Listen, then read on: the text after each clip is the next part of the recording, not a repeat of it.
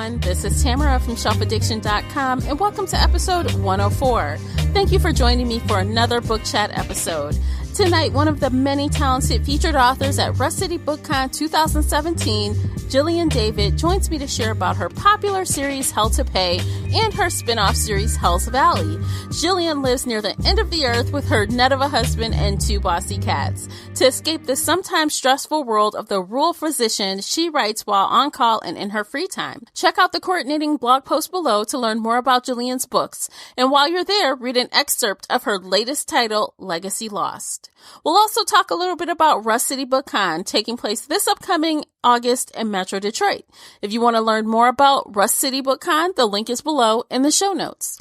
If you enjoyed today's episode, please like and share it. Show your support by rating the podcast and leaving a positive review on iTunes. The podcast can also be found on the Spreaker app, YouTube, Google Play Music, the Stitcher app, and more. If you'd like to email in feedback or questions, feel free to reach out to me at info@shelfaddiction.com or leave a call-in internet voice message on SpeakPipe. I look forward to hearing from you. The link is below in the show notes. Hey, Jillian, thank you for joining me today. How have you been? I've been good. Thanks for having me. This is great. Yay, I'm glad you're here. So how are you on this wonderful day? Is it nice and sunny where you are? It's a little on the cool side where I am, but not too bad. And it's a day off work, and I'm just kicking back and enjoying myself. Day off work? I'm so jealous. I wish. I know. I kind of cherish those days off because it means it's a day for writing, so I get really excited about them. Oh, for sure. So I was like looking at some of your Twitter posts. They're a little all across the board, aren't they? Yeah, but it's interesting. So you are a MD, huh? I am. What kind of medicine? Just general or? So family medicine with obstetrics. So I work in a very rural area. I always have. This is the town I'm in right now has the most number of stoplights of any town I've lived in at 5. So wow. Gives you an idea of the size of places I've lived. Whoa, small town for real. Definitely. Okay, well, I bet that kind of has something to do with your writing environment, you know, the locations of the places in your books, huh? That's a great point. And it's funny because somebody was asking me to describe like the type, sort of what genre do I write in? And I'm like, well, it's like urban fantasy, except it's all sort of in really small towns or way out in the country. So I'm like, it's rural fantasy. I mean, that's kind of the genre that I tend to write in. I like to see people like way lost in the woods and camping and like dealing with the elements because it just adds this whole other degree of difficulty for everything, including like if they get injured or if somebody needs something, and it makes it really fun. Yeah, for sure. You know what? Actually, before we jump into that, because I have a couple of questions on your genre. Okay. But before we jump in, I know that you writers read as much as us book nerds. So sure. Would you like to share what you're reading right now? Yeah. So right now I am reading J.R. Ward's Black Dagger Brotherhood, because those are awesome. They are. They're Which book? Super fun. I am on The King right now. I just started that one. And I'm also reading Holly Trent's, it's the shifter one with the cougars where they're out in like New Mexico. And that's really fun. And I'm sort of a Twitter friend with Holly, and I've just started getting into her books, and they're just as snarky as she is in real life. So it's hilarious. Very cool. Yeah. I like it. Okay, you have good reading taste. I think so. Awesome. So do you think that there are any books or authors that you think may have influenced your writing style? Yeah, so I kind of grew up on sci-fi fantasy, and Anne McCaffrey, Robin McKinley, sort of those more, not necessarily romance, although they all sort of had a romantic element to them, kind of got me started. And then I moved into Anne Bishop's The Jewels. Oh, heck, it's like The Jewels, where they have like their sort of witchcraft, and then there's warlocks, and really involved world building. definitely more romance, but definitely a lot edgier and darker. And then obviously now I'm in J.R. Ward, which is like super super dark, and that's kind of the stuff that I enjoy reading. I do enjoy some historical stuff like medieval as well, but it seems like almost everything I'm reading has some element of I don't know, magical realism or sort of paranormal aspect or something like that, and it seems like that's what I gravitate to. Yeah, that's awesome because I love urban fantasy and paranormal romance. That is my wheelhouse. I cannot get enough. Yeah. I will just devour it. I would eat it like food if I could. Yeah, it's fun. I mean, because, right, the possibilities are endless. I mean, that's the neat thing about it is you can place it anywhere. And so if you like small town romance, that's fine. But then you throw like a demon in there and now things get really interesting. Or you can give somebody a psychic power, or you can have them do weird things or change. And it's nice because there's just not a lot of rules. You can sort of create your own world. And it's super fun. Mm-hmm. So tell us, what inspired you to start writing to begin with? So I have always written. So I was actually an English major in college, and I double majored in English and pre-med, obviously.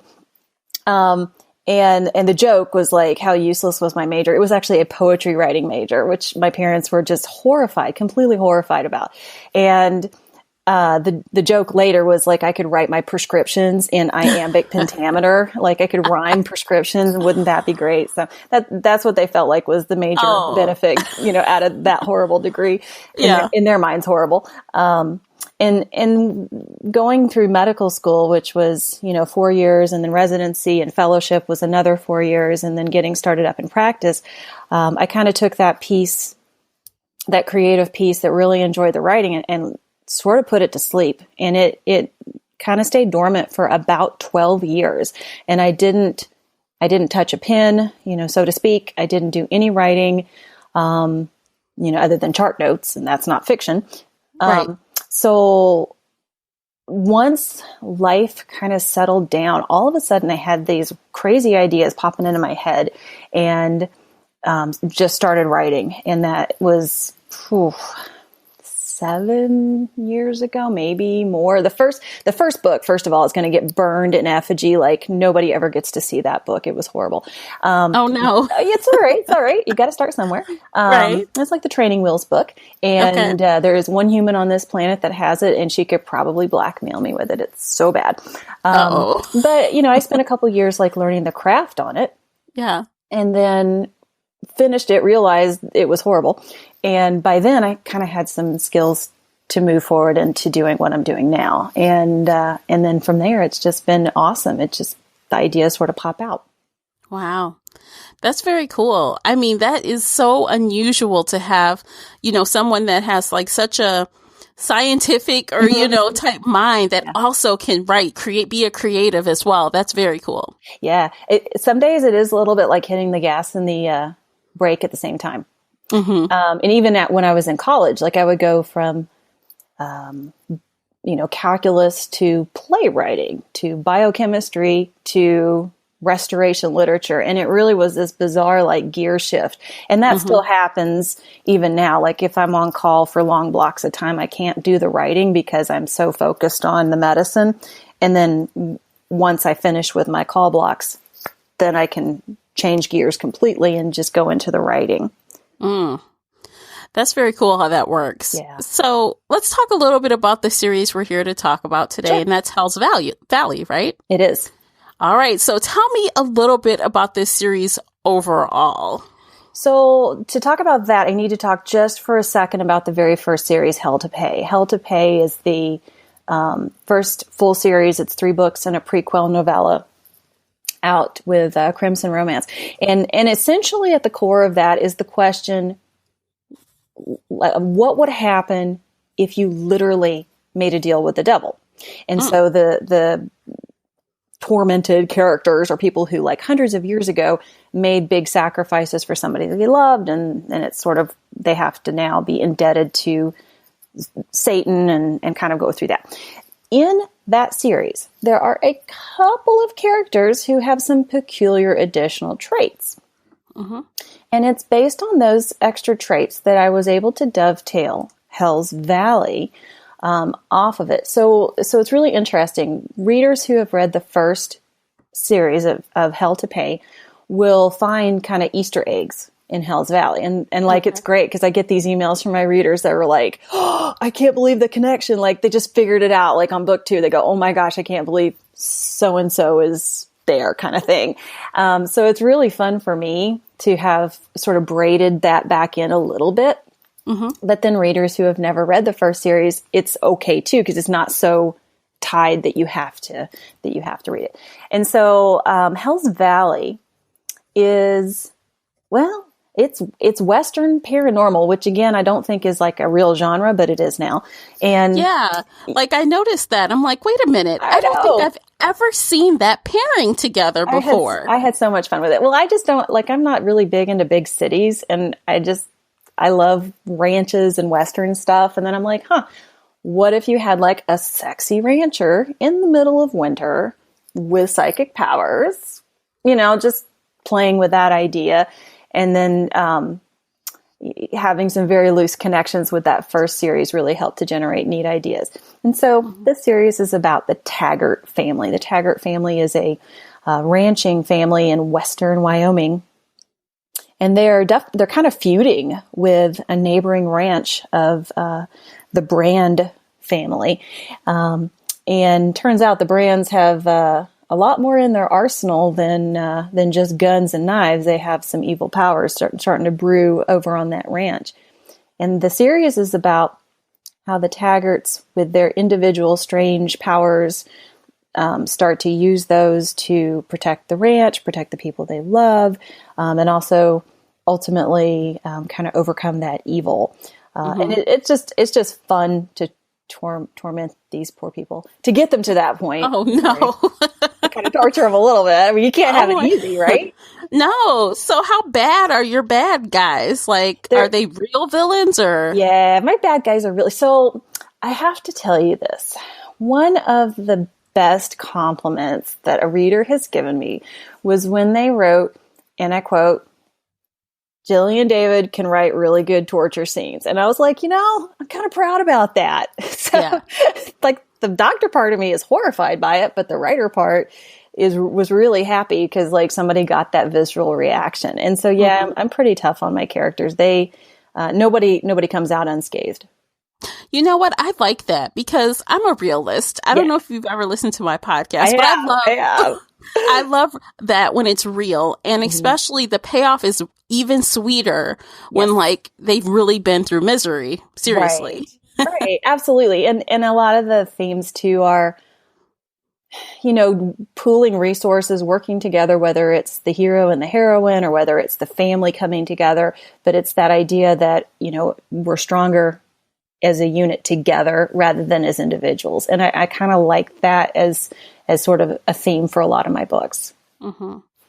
Cool. So with this series, do we have to start? Obviously, this is like a continuation from your previous series, but the first one is actually Legacy of Lies. Yeah. So you have to start there, right? You should definitely start there. I think you should, although I've had a few people read the second book, Legacy Lost, and they felt like it was reasonable as a standalone. And that's kind of how I'm trying to write them, is so they will work as standalones. But I think people get the most out of them if they start at the beginning and just see all this stuff developing. Because there's this huge arc throughout the entire series of the kind of the growing tension and the evil and the threats and how that's developing. Okay. Well, I definitely love a series. I'm a serious girl. I'm with you. So I've read 15 of those Black Dagger Brotherhood books. Exactly. I'm a long haul series girl. Yeah, so and those are not like short books either. So you have to really commit to that series. Yeah, for sure. So everybody out there listening, get on at the beginning of this ride because that's what I would do. Yeah. I would start from the beginning. Absolutely. I think it definitely works best that way. But, as I said, I think people also enjoy it just popping in for one of the books. Mm-hmm. Well, since this is, paranormal romance, we have to talk about the heat level. We have to. Sure. So on a scale of 1 to 10, like 1 being, I don't know, let's hold hands, and 10 being borderline erotica, where do you think your series falls? It depends. I tell you what, it depends a little bit on the particular hero and heroine, because I try to play it off of what would be appropriate for them. So like, say, book 1, Legacy of Lies, is probably a 6 to 7. Mm-hmm. Book 2 is more pushing up to an 8, maybe even plus. It gets a little edgy. And then 3 and 4 are kind of in that 7.5, 8 range. So I do throw in some pretty toasty scenarios. But like, nobody's going to have like a hip dislocated. It's not that crazy. Well, that's good. Yeah. I mean, no one wants to, be limping around for no ER visits after the sex. Like, that's a little over the line for me. Okay, good. That's good. Blood and all that's just a little too much. So good news. So can you tell me a little bit about, like, I know we talked a little bit about the characters, but is this kind of like a sibling story since it's families? Is that how they're all connected? Yeah. So the Taggart family is 4 siblings, 3 guys and a gal. And the first book is about the second oldest brother, Garrison. And he has just really been through the ringer. He has sole custody of his son. His wife left him a couple of years ago. You'll find out how that relates to the neighboring ranch later. He just has gotten just sort of beat up. Another brother left, and so he's out of the picture. Garrison doesn't have a lot of help. And his younger brother had been wounded in war, and so he's not 100%, and now all this bad stuff's happening at the ranch, and it is a lot to kind of have to hang on to. And he is really struggling, and he doesn't like to ask for help, and so that is a big problem that he needs to work on. Mm-hmm. So is he kind of like alpha male, like typical alpha male, or is he a little bit more complex? He really doesn't want to be. Like, he's been thrust into the sort of the oldest brother role, even though his oldest brother is out of the picture right now. So he's had to kind of step up and take that on, and it's just a lot of responsibility, and he's not digging it. But when it comes to his woman, he becomes alpha in a hurry because he realizes he's got a real good thing going, and luckily he figures it out before he pulls a boneheaded move. Uh-oh.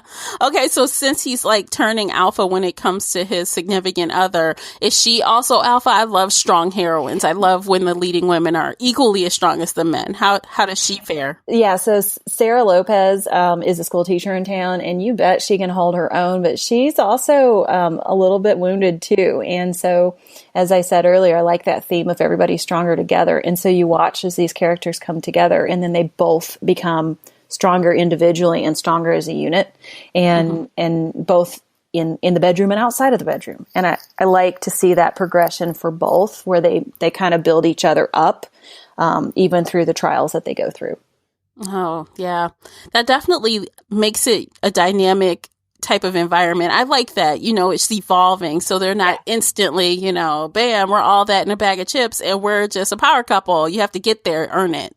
Right. Well, and it's really interesting because, you're right. They have to earn it, but I think they really had to work at it too, because there were a lot of reasons why it was not going to work. It would never work. And they had to sort of overcome all of that. And then even more, like, awful stuff, which I can't tell you about because that would be a spoiler, to finally get to that point where they decided that they would sacrifice sort of everything to be together.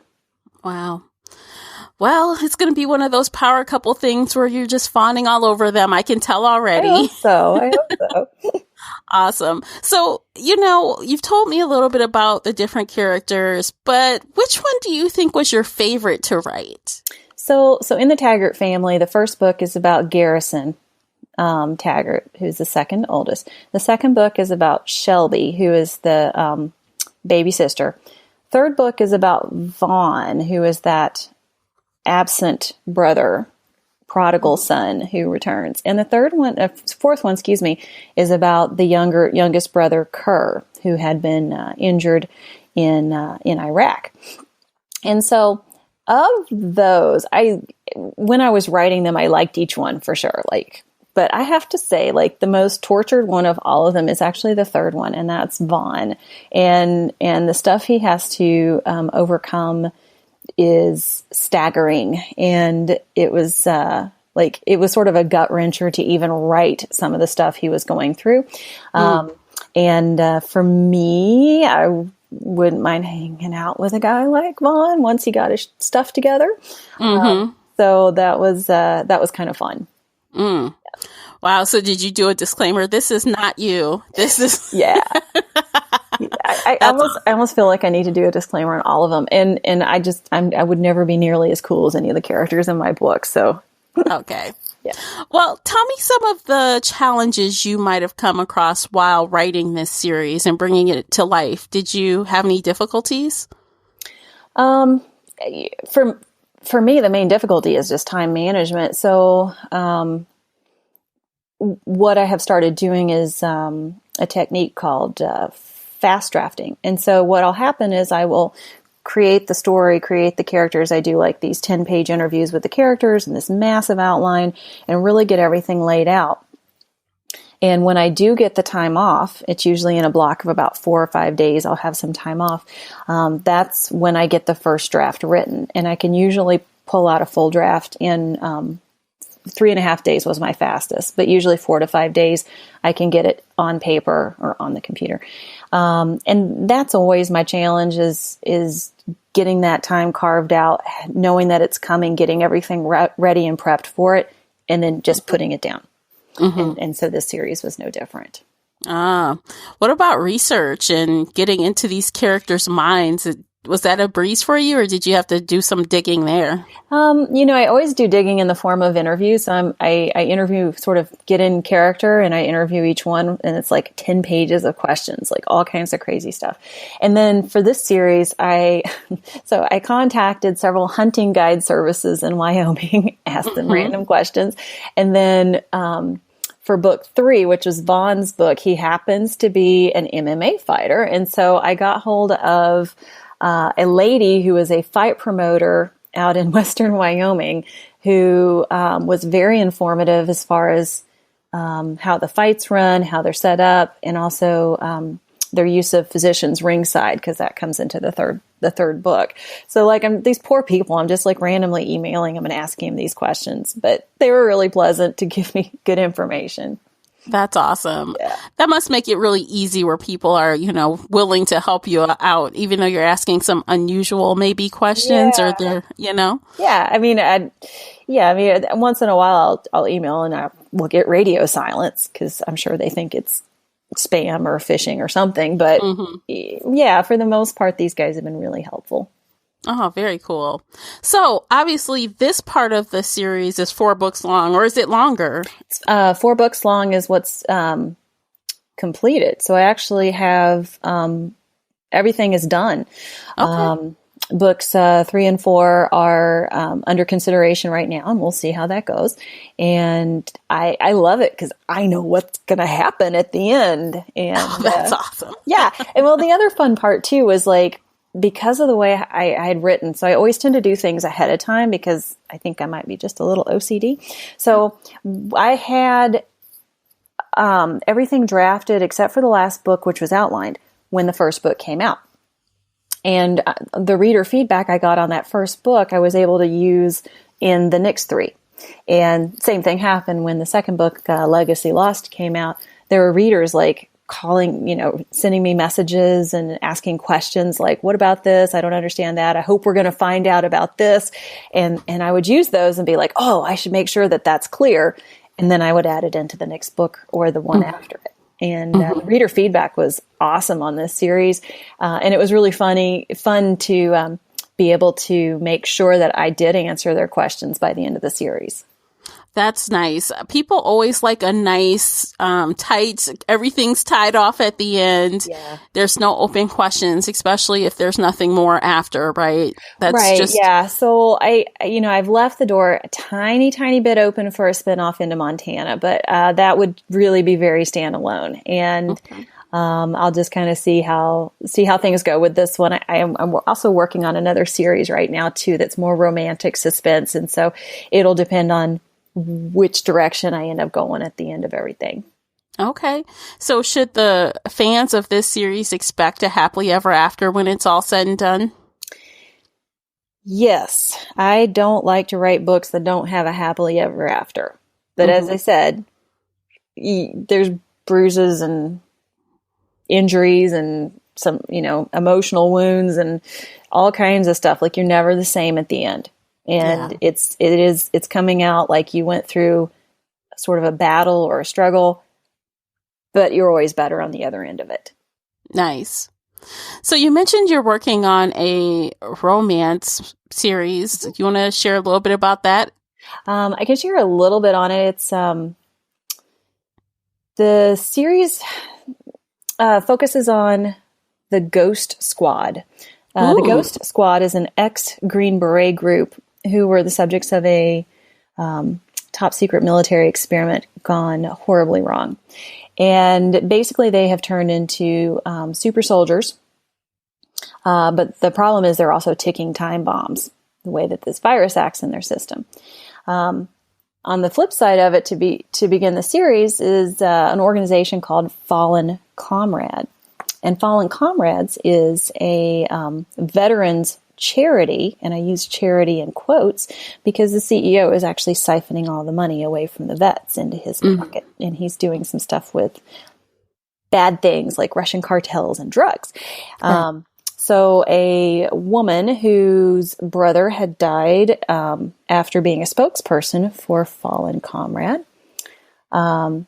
ends up being our first heroine, and she is in big time danger because she has figured out the secrets of this organization, and the CFO is evil and he's after her.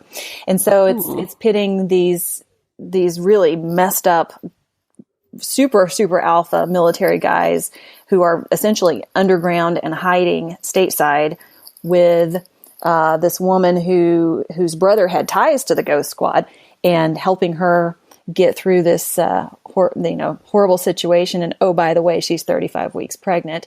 And it was a heck of a lot of fun. I'm pretty sure, like, in this book, I have one thing that has never ever occurred in any novel I've ever read, and I can't tell you anything else but that.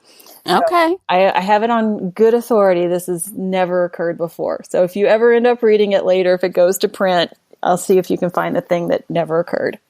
Okay. Well, it definitely sounds very interesting. So I hope it does go to print. That sounds really fascinating to me. Yeah, it was a lot of fun to work on. So, and obviously that's more of the work in progress right now, but yeah, a lot of fun. Very cool. So, there are always writers in the audience. Do you have any sage advice for aspiring writers? I certainly don't feel like a sage when it comes to writing. I'm actually much more comfortable on the medical side, which is really interesting. I feel like, I don't know, I feel like kind of a fairly new author. One thing that's been really helpful for me is going to conferences and workshops and getting as much education as I possibly can. And I tend to go to the Emerald City Writers Conference in Seattle every fall, and it's a nice getaway for me from my day life.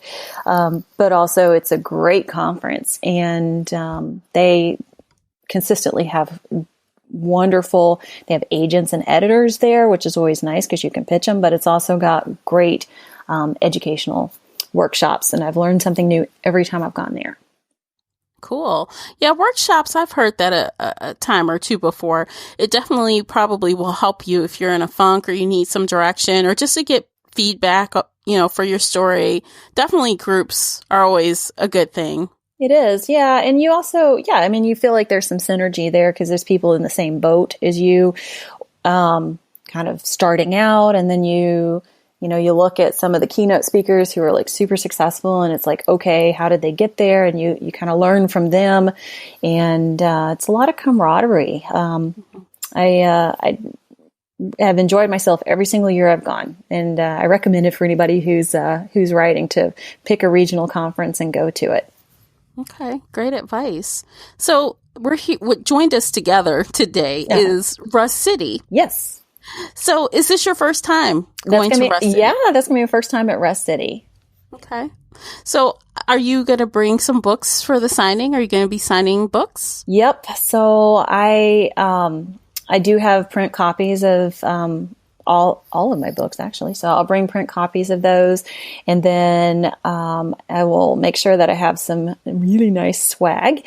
And also, if people just want to chat, I mean, that's the most fun at the conferences for me, is just to say hi to readers and see what they're looking at, what they're interested in, and kind of connecting with them. That when I've done the signings before, I've also done signings up in Seattle.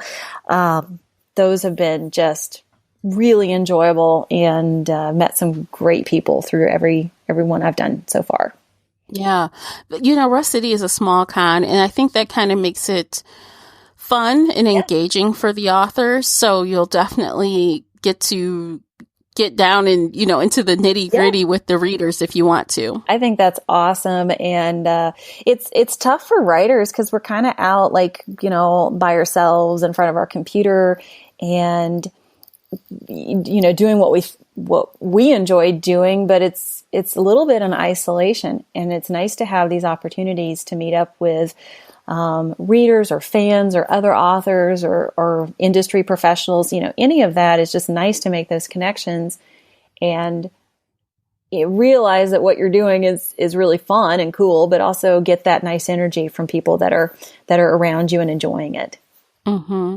Are you planning on being a part of any of the panel topics? Are you going to be on the panels, or? I would absolutely love to. I have not signed up for any yet. I am doing a workshop Saturday morning for the writers on the fast drafting we talked about.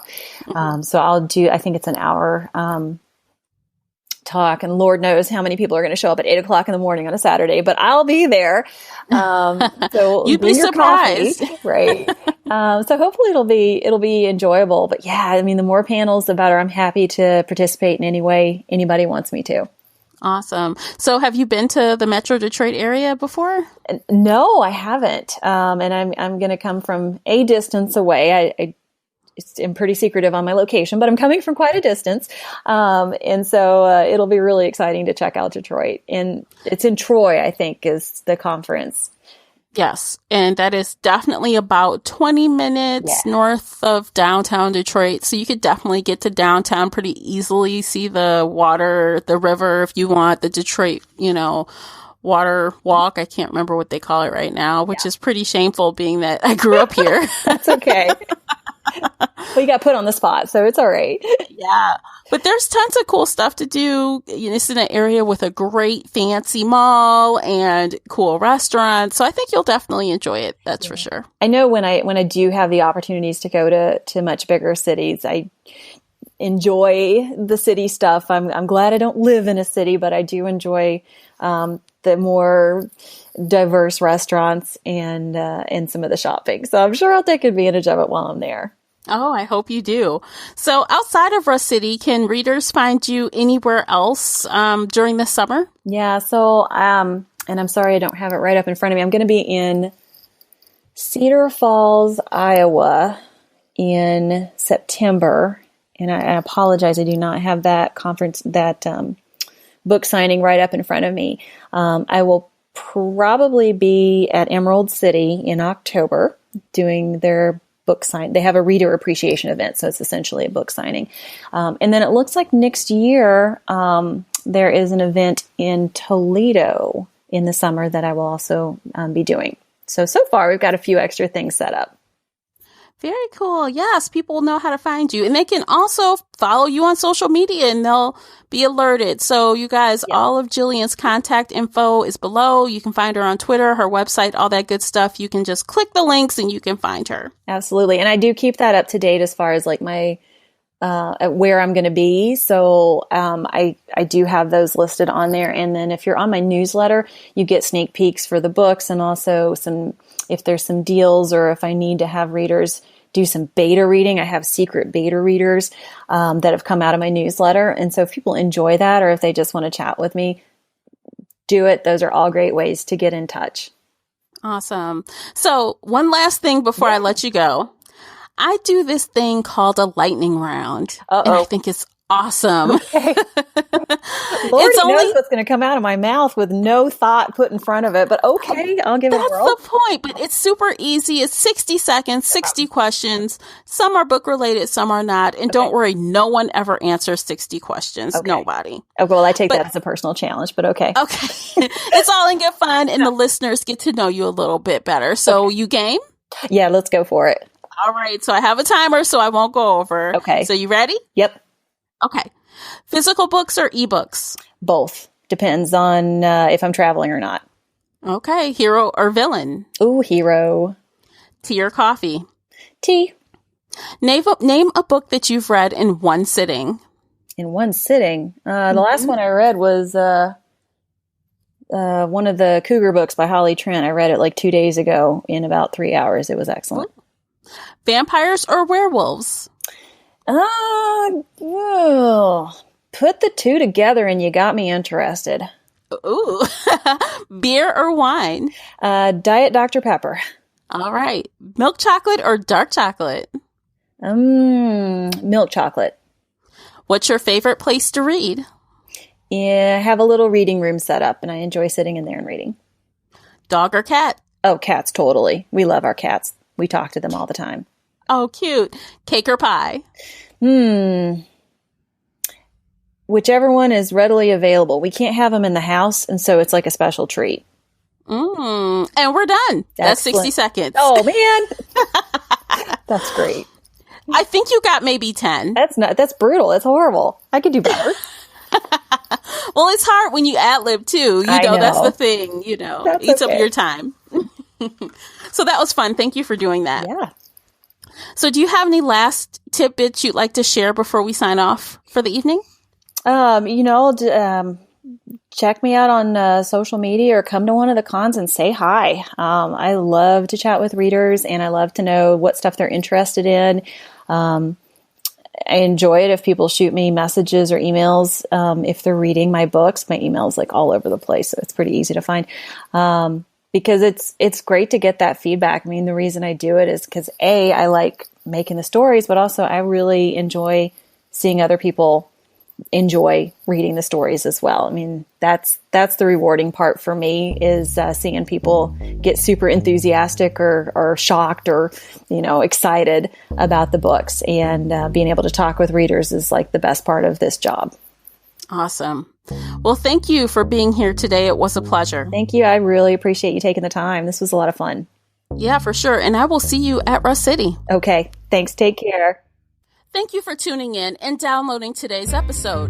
If you are enjoying the Book Chat episodes and would like to show your support, there are a few things you can do. First, you can head on over to iTunes and give a positive 5-star review. You can follow me on Twitter at Shelf Addiction. You can follow the Shelf Addiction podcast on Spreaker, the only place where you can listen live and get broadcast notifications so that you never miss a live episode. Most importantly, you can share the podcast with friends and family that love books and audiobooks. Thank you for listening, and until next time, happy reading.